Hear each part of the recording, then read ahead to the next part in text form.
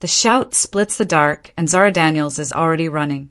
Her boots hammer the wet concrete between the shipping containers. Behind her, a flashlight beam swings wild, hunting. She does not look back. She has chased this story for 3 months, and the small camera clutched against her ribs holds the only proof that the meeting she filmed 5 minutes ago ever happened. A man steps out of the gap ahead. She cuts left. Rain stings her eyes.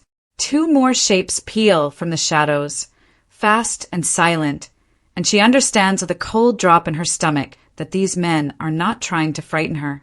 They are trying to take her.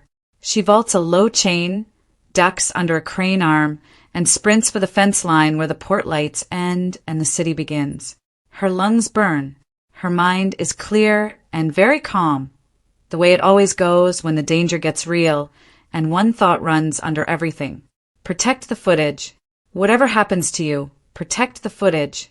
Then the headlights come. A black SUV swings across the mouth of the alley and stops dead. Doors open on both sides.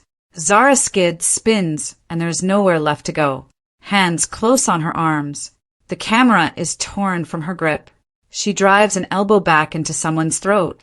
Hears the grunt, stamps down hard on a foot, and for half a second she is loose. Then a second pair of hands lifts her clean off the ground and folds her into the back seat like she weighs nothing at all. The door slams. The city smears into ribbons of neon and rain. A calm voice in the front seat says one sentence into a phone. "We have her. She is breathing. Where do you want her brought?" That woman, fighting 3 men in the rain, is about to be delivered to the most feared man in Seoul. And here is what none of them know yet. Not the men who took her. Not the boss who is waiting for her. Not even Zara herself. She is carrying the one secret that can burn his entire empire to ash. And the only reason she is still alive tonight is that he gave the order to keep her that way. If you love a story where a cold, untouchable man finally meets the one person he cannot break, do this for me right now. Tap subscribe, turn on the bell, and stay with me, because this one earns every single minute. And drop a comment this early and tell me, honestly, whose side you are on. Now, let us go back, just a little, to how this woman ended up in the back of that car. Zara Daniels does not scare easily, and the people who love her will tell you that is the problem. She is a documentary filmmaker, the kind who walks toward the thing everyone else runs from. Korean father, a Cape-colored mother from Cape Town.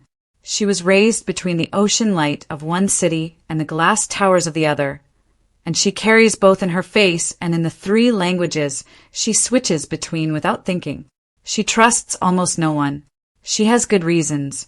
For 3 months, she has been filming a story about the women and girls who vanished through the ports of Seoul, swallowed by a trafficking network that somehow never makes the news, never sees a courtroom, never even gets a name. Every door she knocked on closed. Every official she asked went pale and changed the subject. That is how she knew the story was real. The size of a secret is measured by how hard people work to keep it quiet. Tonight, she went to the docks for one last shot. Instead, she filmed 2 crime syndicates trading something in the dark, crates moving hand to hand. And she captured a face that powerful people have spent a fortune keeping out of every frame in this country. That is why the rivals chased her. They saw the camera, and they decided she belonged to him, to the only man with the nerve to spy on a meeting like that. They were wrong. But by the time anyone learns the truth, Zara is already behind walls she cannot climb, in a country where her own name has quietly become a death sentence. She wakes to soft gray light and the smell of clean linen. For a moment, she forgets, and the morning is just a morning. Then she sees that the bars are not bars at all. They are tall windows sealed, looking out on a private garden no street can reach. The room around her is beautiful. A wide bed, pale walls, a low chair by the glass, fresh clothes folded on a shelf that are somehow exactly her size. It is the most expensive cage she has ever woken up in, and she has woken up in a few. She is on her feet at once, checking the windows, the door, the vents, the way someone checks a room when they have been in bad rooms before. Everything is locked. Everything is calm. The calm is the worst part. The door opens without a knock. The man who steps through is tall and unhurried, dressed in a black suit with no tie, the collar open at the throat. Dark ink climbs the right side of his neck and vanishes under the cloth, the tail of something fierce. His eyes find her and stay there, calm and cold, reading her like a page he has already decided he will not enjoy. "You are awake," he says. "Good. Then we can make this quick." Zara does not back away from him, and she watches the small flicker of surprise when she does not. "Where is my camera?" she says. "Gone."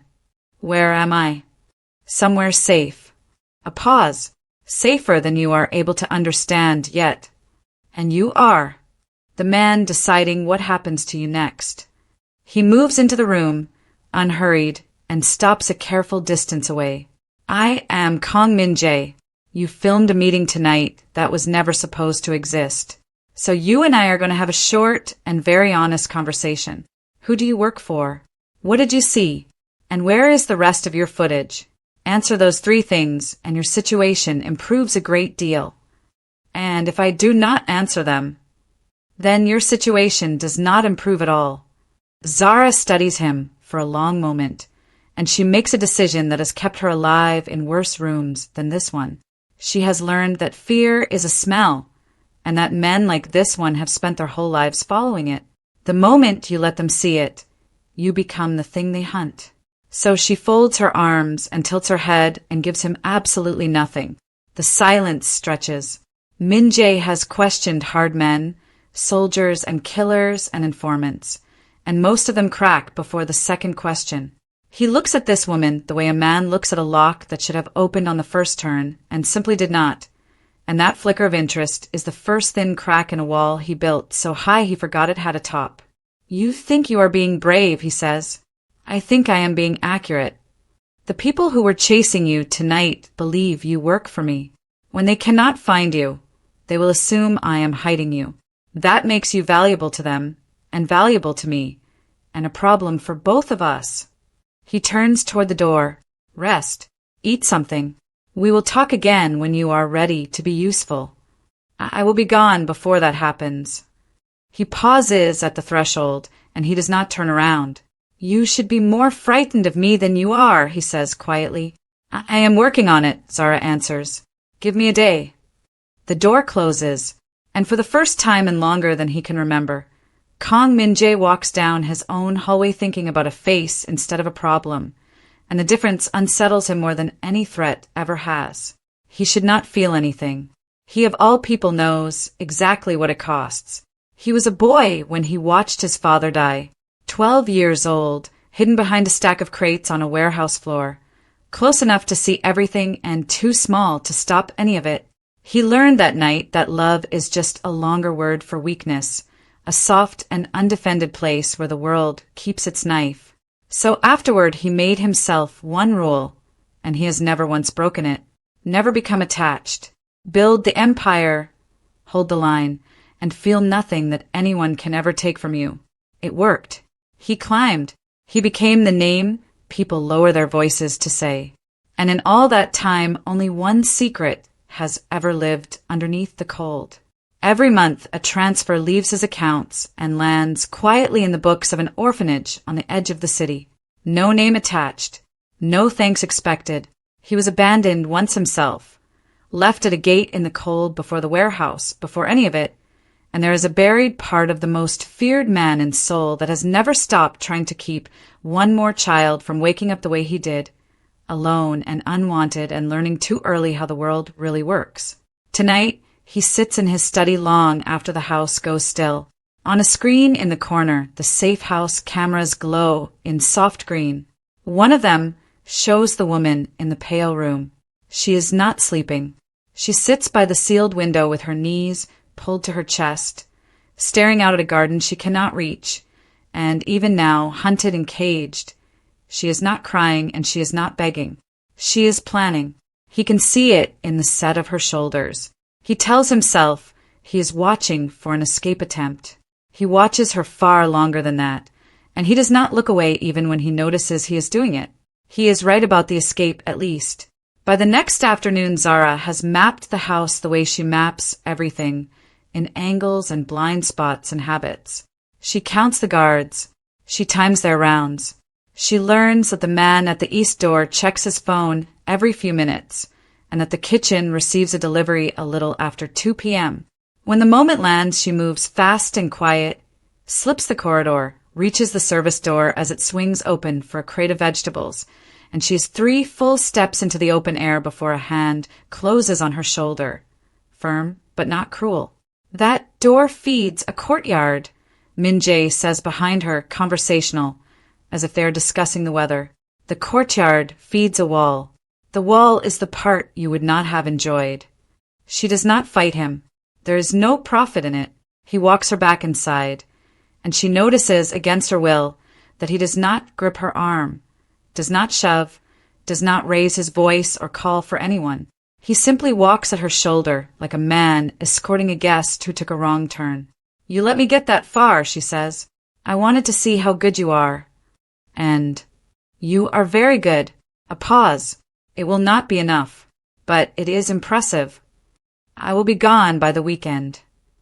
"No," he says almost gently. "You will not. But I will make this place more comfortable while you come to terms with that." It takes 2 more days and a second attempt, one that gets dangerously close to working, before Zara learns why he keeps saying it with that strange patience, as if he is protecting her from a truth instead of a wall. The second time, she makes it all the way to the ops room. It is a low, cool space full of monitors, and she goes through it fast, looking for a phone, an exit, a weapon, anything. The screens are alive with feeds and open files, and one of them stops her cold in the middle of the floor. It is her own face, her name, a number beside it, a bounty.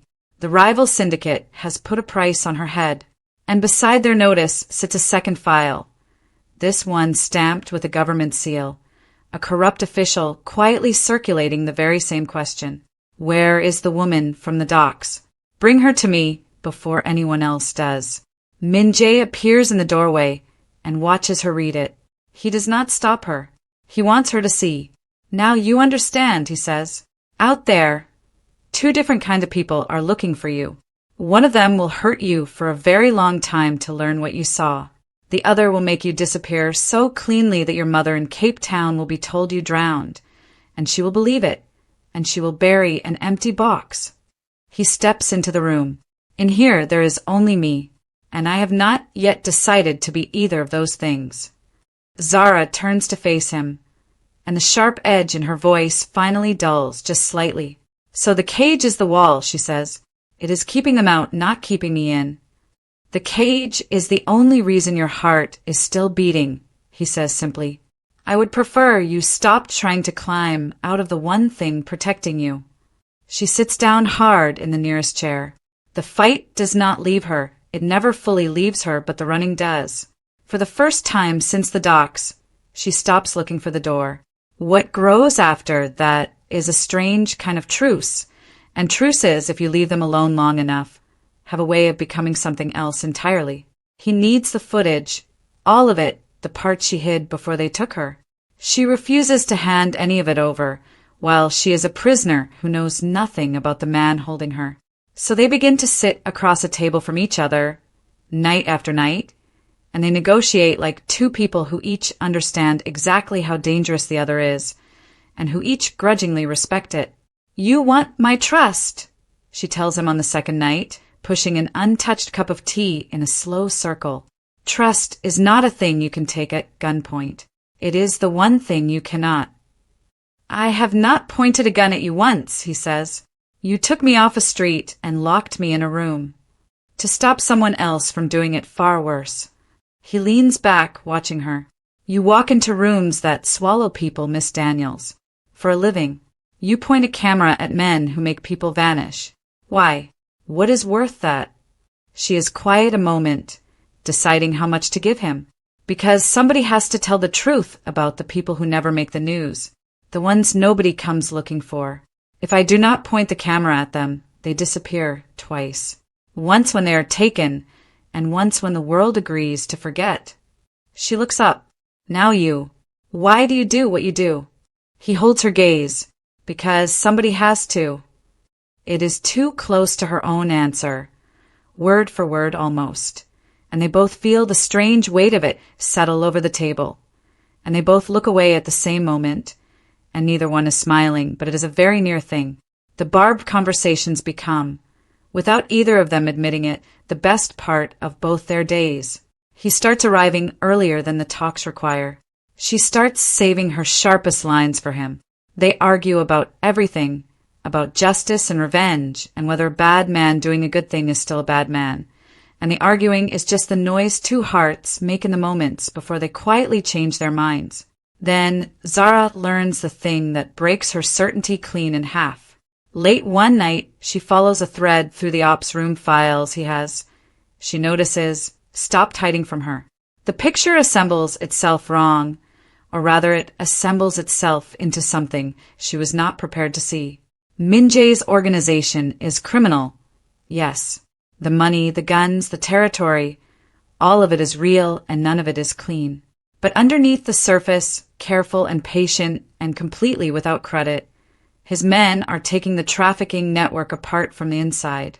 Routes burned, buyers exposed and ruined, containers opened in the dark, and girls put quietly onto planes home, with no headline, no arrest, no name ever attached to the rescue.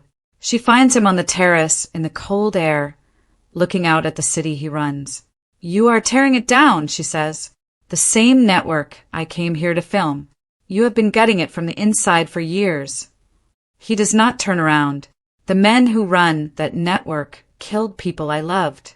I am not telling you I am a good man, because I am not.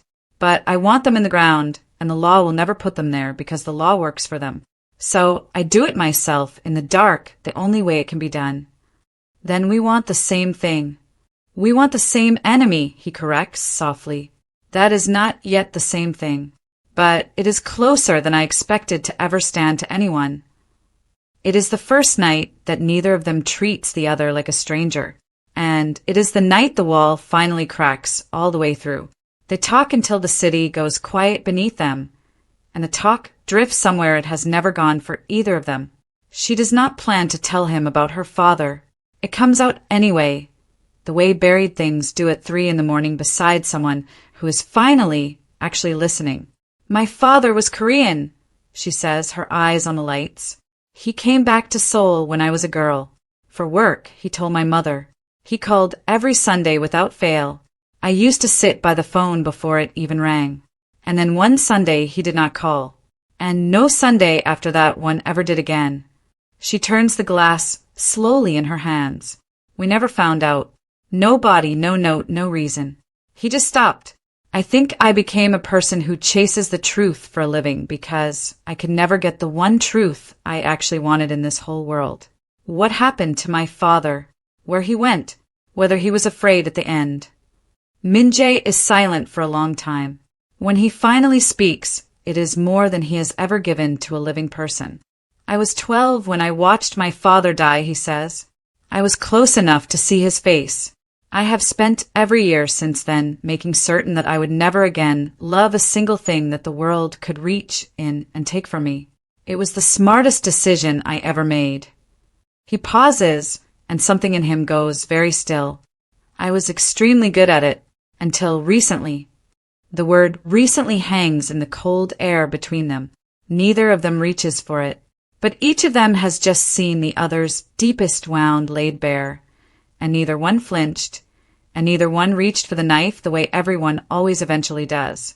For two people who built their entire lives around an absence, that quiet on the terrace is the closest thing to being held that either of them has felt in many years. The peace does not last, because Chairman Han does not permit peace to exist anywhere near him.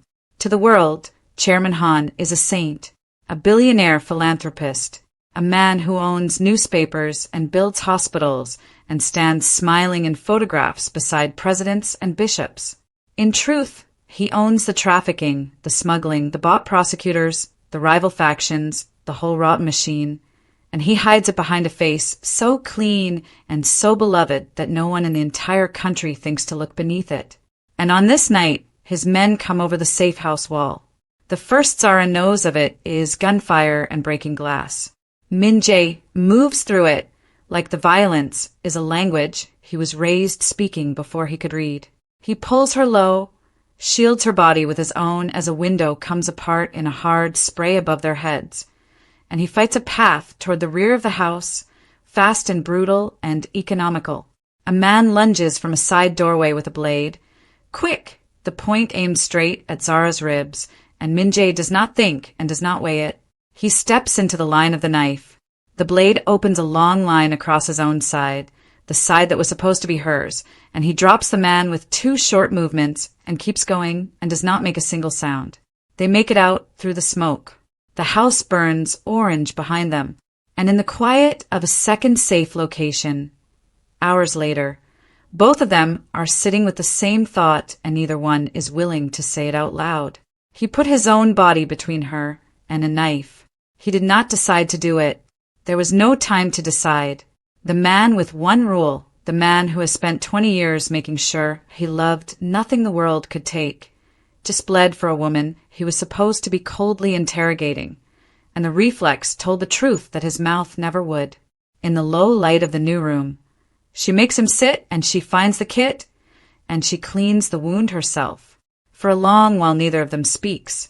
Her hands move across the cut, across the hard plane of his side, across the black tiger inked up his arm and his throat, the design she has wondered about since the first gray morning. He watches her face the entire time. She can feel him watching, and she does not tell him to stop. The room is small, and the light is low, and every breath in it is loud, and there is one last inch of space between them that neither of them closes, because closing it would change everything, and they both already know exactly what it would change it into. "You should not have done that," she says at last, smoothing the tape down at the edge of the bandage, not looking up. "Stepped in front of me. That blade was meant for me. I would have lived through it." "You might not have," he says. "Why did you do it?" She lifts her eyes to his, finally, and the cold thing that usually lives there is simply gone, and what is left underneath it frightens him far more than any enemy ever has in his life. "I do not have an answer you will like," he says quietly. "I do not have an answer I like." She does not ask again. She does not need to. They both heard it.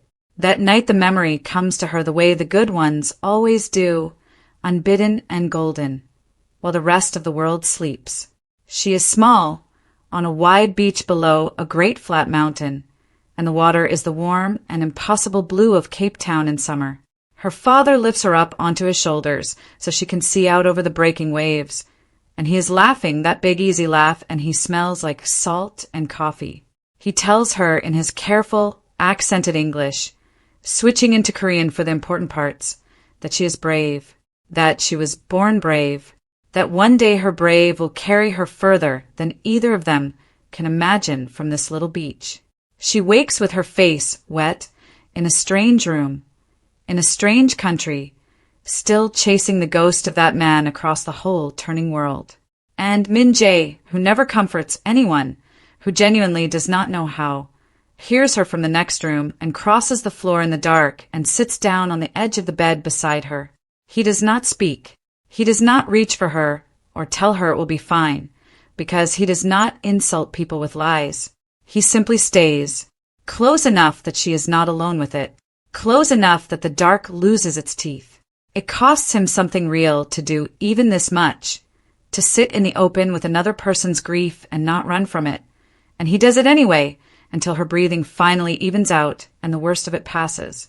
When she speaks, her voice is small in the dark. "You can go.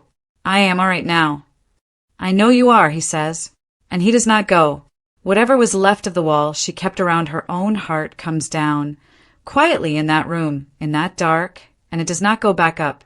The next morning they put the pieces on the wall, and the pieces tell a story that stops both of them where they stand. Her footage, his files, the routes, the dates, the shell companies, the names behind the names. They map it all together, side by side, and the network does not lead back to two separate enemies the way they always assumed. It leads to one, a single hand at the very top of all of it, the same hand behind the disappearance of her father all those years ago. the same hand behind the murder of his. Chairman Han built both of their tragedies, deliberately for profit, long before either of them knew the other one existed in the world. "We have been hunting the same man my entire life," Zara whispers, staring at the wall, at the lines connecting her father's face to his parents' names. "Both of us, from opposite ends of the earth. We just never knew we were doing it together." Min-jae stares at the same wall. "Then we finish it together," he says, "all the way to the end." And then he does the thing that surprises them both, the thing that proves the man he is becoming. He walks to the door of the safe room, the heavy one, the one that leads out, the one that leads to a whole life without him in it, and he unlocks it and he opens it wide. "You are free to go," he says. "I mean it. I have a way out arranged for you already. A new name, a new country, money, papers, a life. No one finds you, not Han, not the rivals, not the official. You did not ask for any of this. You walked toward a story, and the story swallowed you, and that was never fair. You can be on a plane tonight, and you can forget my name by spring." Zara looks at the open door. Beyond it is everything she wanted 3 weeks ago. Freedom, safety, Cape Town, the end of the cage. She thinks of a specific girl from a specific file in that ops room, 14 years old, dark eyes, a face among hundreds of faces, still out there somewhere in the dark because Chairman Han is still standing in the light. She thinks of her father by the phone that never rang. She thinks of every name on that wall, and she crosses the room, and she puts her hand flat against the heavy door, and she closes it herself. "I am not leaving," she says. "Why?" he asks, and there is something raw and unguarded in the single word, something she has never heard from him. "Because if I walk out that door tonight, that girl in the file does not get to walk out of hers, and the next one does not. And I will spend the rest of my safe little life in Cape Town, knowing I could have stayed, and I ran." She stops. She holds his eyes across the room. "Not for you. For us. For the thing only the two of us together can actually finish." But she does not look away when she says it, and he does not look away either, and they both understand precisely how much of that was about him, and how little of it was about the girl. Hold on to this moment, because it is the one that matters most. For the first time in this entire story, nothing on earth is forcing her to stay. No bounty, no wall, no man, no fear. She chose it freely with the door standing open behind her. And that single free choice is the only thing that lets what comes next be love and not leverage. Remember that, because the man who runs the city is about to forget it, and it is going to cost him everything. It happens before dawn, in the gray hour, the way these things tend to. Neither of them plans it. He is awake. She is awake. The last inch of space they have refused to close for weeks finally becomes too heavy to keep holding open. He says her name once, low, almost a question, the kind of man asks when he already knows the answer and cannot believe his luck. She answers it by crossing the distance herself. The kiss is slow and certain and a very long time coming. It is not stolen and it is not taken. It is given by both of them in the same breath, two equals choosing each other in a world that handed them every possible reason not to. When it ends, neither of them pretends it did not happen. Neither of them retreats behind the old walls. They are finished pretending. There is something almost like relief in his face, the relief of a man who has been holding his breath for 20 years and is finally allowed to let it out. "I told myself I would never do this," he says against her hair. "How is that working out for you?" she murmurs. "Badly," he says. "Wonderfully. I do not have a word for it yet." What follows that night belongs to them, and the labels this story began with captor and captive fall away in the dark and do not come back. There is no one holding anyone here. There are only two people who spent their whole lives certain that love was a knife, learning slowly in each other's arms that it can also be the hand that holds yours in the dark, the thing that keeps the dark from winning. By the time the sun comes up, the only thing left to win is the war. They build the trap together, and they build it carefully with the lights low and the city map spread between them, because Chairman Han does not lose, and a careless plan against a man like Han is just an elaborate and expensive way to die. The plan has two halves, and the two halves must fire at the exact same instant or both of them fail. The first half gathers everything, Zara's footage and Min-jae's years of files, the proof of the trafficking and the murders and the bought officials, into a single package, aimed at every honest prosecutor in the country, every rival faction Han ever crossed, and every newsroom the chairman does not secretly own. The second half is quieter, and Min-jae builds it almost without looking at her, because saying it out loud is hard. It is a rescue, prepositioned, patient, waiting in the dark for one specific possibility that neither of them wants to name. The possibility that Han takes her and uses her against him. "You are planning for me to be captured," Zara says, watching his hands move over the map. "I am planning for everything," he says, "especially the things I cannot survive." Watch this part closely, because it is going to matter more than anything else in the whole story. The trap is fully armed and already running before a single thing goes wrong. The rescue is in place before there is anything to rescue her from. Remember that. Hold it, because Chairman Han is not blind, and he did not build an empire by missing things. From the top of his glass tower, he watches Min-jae move through the city, and he sees the one thing that has never, ever been there before in all the years he has watched his rival. The most controlled man in Seoul has begun to care about something.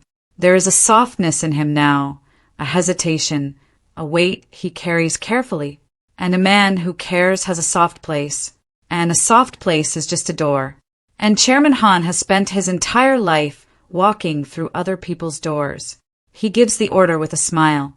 They take Zara off a street in broad daylight, fast and clean and professional, for men and a van and 10 seconds. And they make very sure that Min-jae receives the message. A photograph, an address, a time, and 3 words. "Come alone, boss." Everything Min-jae swore on his father's blood that he would never feel is now a blade laid flat against his own throat. This is the part where most men lose. This is the part where the empire and the money and the fearsome name all turn to nothing in his hands. Because Chairman Han has finally found the single thing that the most feared man in Seoul cannot replace, cannot rebuild, cannot live without. If your chest is tight right now, if you genuinely need to know whether he reaches her in time, do me one favor. Smash that like button and tell me down in the comments right now, before you see it, what you think this man is about to do. Because what he does next is going to look, for one long and terrible minute, like the cruelest choice a person could possibly make. Min-jae walks into Chairman Han's compound alone. Han is waiting for him in a wide, bright room, and he is smiling the saint smile, the one he wears for cameras and charity galas and funerals. Zara is there too, bound to a heavy chair in the center of the floor, alive, her chin up, her eyes finding Min-jae's across the room with a single, desperate question burning in them. He does not answer it. He does not let his face answer anything at all.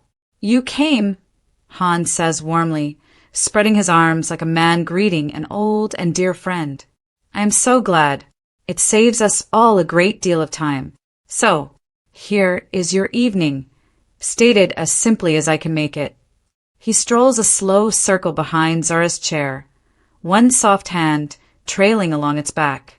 "You may save the woman, or you may try to destroy me. You may not do both. There is not enough of you for both." He stops, and his eyes go flat and cold beneath the warmth. "Choose her, and you walk out of here tonight a small and broken man, and you live quietly and beaten, and I permit her to keep breathing somewhere far away. Choose your little war against me, and I make you stand exactly where you are standing now and watch what happens to her first. Slowly." He smiles again. "Take all the time you need. I have nowhere to be. I own the night." Min-jae looks at Zara. Zara looks at Min-jae and her lips part, and she starts to say his name. And Min-jae turns around and he walks away. He walks toward the door he came in through. He does not stop. He does not look back at her. Han's smile falters for an instant, then spreads wider than before, delighted, certain beyond all doubt that he has just watched the legendary Kang Min-jae choose his cold vengeance over his own heart, the way Han always knew a man like that ultimately would. And Zara's face breaks apart, because for one unbearable, endless moment, she believes it too. She watches the man who stepped in front of a knife for her, who sat with her in the dark, who gave her the only free choice she has ever truly made, walk out of the room and choose the war over her. A tear cuts down her cheek. She does not make a sound. She will not give Han that. She is wrong. Han is wrong. Every person in that room is wrong, because the trap was already running. The very moment Min-jae crosses that threshold, the instant his foot passes the door, is the signal. It is the last piece.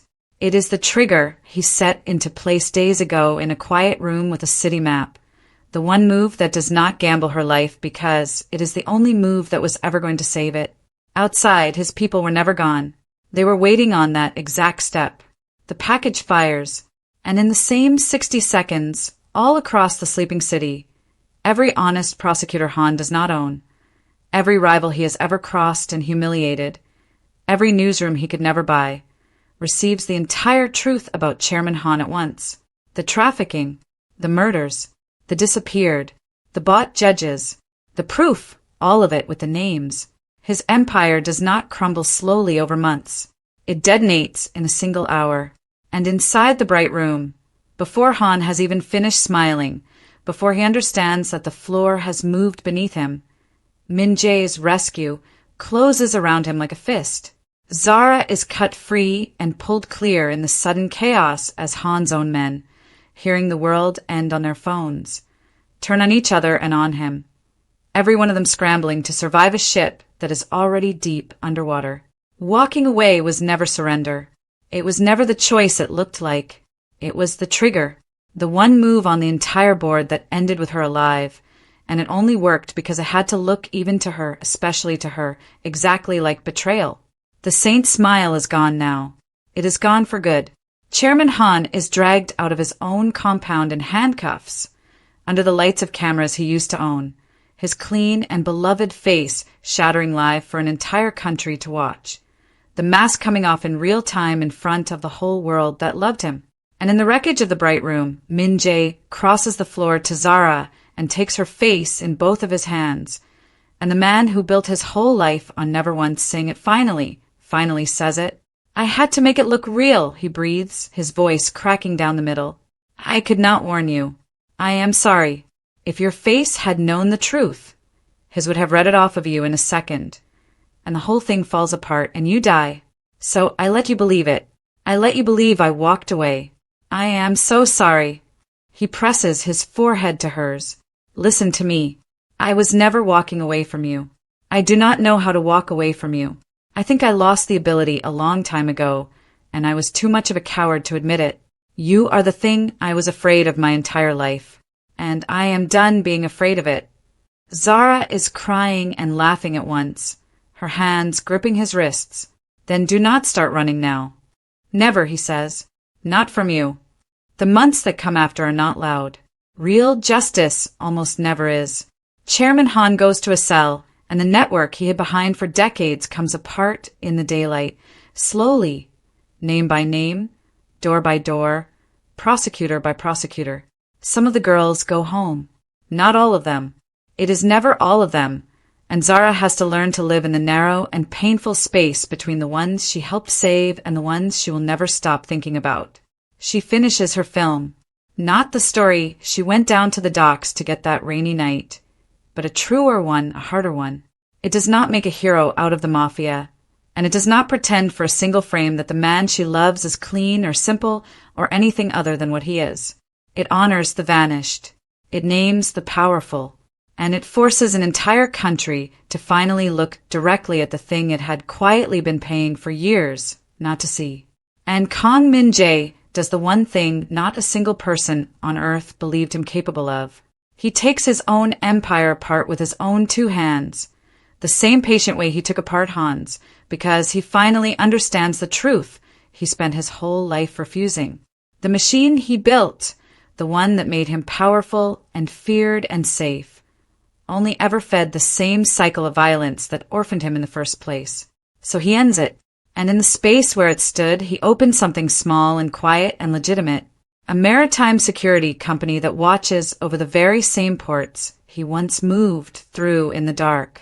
And without a name attached, the way he has always given, he funds the slow and unglamorous work of bringing the lost ones home.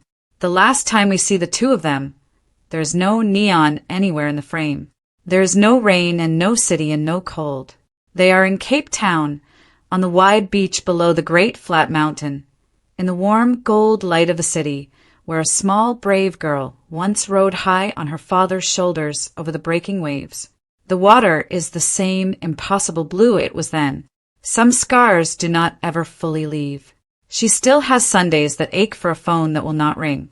He still wakes some nights with his hand reaching across the sheets for a knife that is no longer there, that does not need to be there anymore. They carry it. The difference now is that they carry it together. Zara watches the horizon, leaning into him, and she asks the only question she has left to ask in the whole world. If we had met some other way, she says quietly, not the docks, not the cage, not the blood, just two ordinary people in some ordinary room on some ordinary day. Would you still have looked at me the way that you look at me now? Min-jae considers it the way he considers everything, fully and without any flattery, because she would know the difference instantly and he would never lie to her. No, he says. She turns to look up at him, the question still in her face. I think I would have noticed you even sooner, he says. She laughs, and it comes out wet, and it is completely real, and he pulls her in against his chest, and they stand together in the gold light at the edge of the world. Not because a cage ever bound them to each other, but because of every single hard and frightening thing they each chose, freely, after the cage was finally gone. That is the whole truth about the most feared man in Seoul. He never once expected to fall for his own prisoner. And in the very end, she was never truly his prisoner at all. She was the one person on earth brave enough to walk back through an open door, with freedom standing right behind her, and choose him anyway in the daylight with her eyes wide open. If this story held you all the way here to the end, then you already know exactly what to do. Hit that like button so this gets shown to the next person who needs a story like this one tonight. Tell me down in the comments which moment got you the worst. The knife in the dark, the long walk away, or that very last line on the beach. And if you somehow are not subscribed yet after all of that, fix it right now, because the next story I am telling is even bigger than this one, and you're not going to want to find out about it late. I will see you in the next one.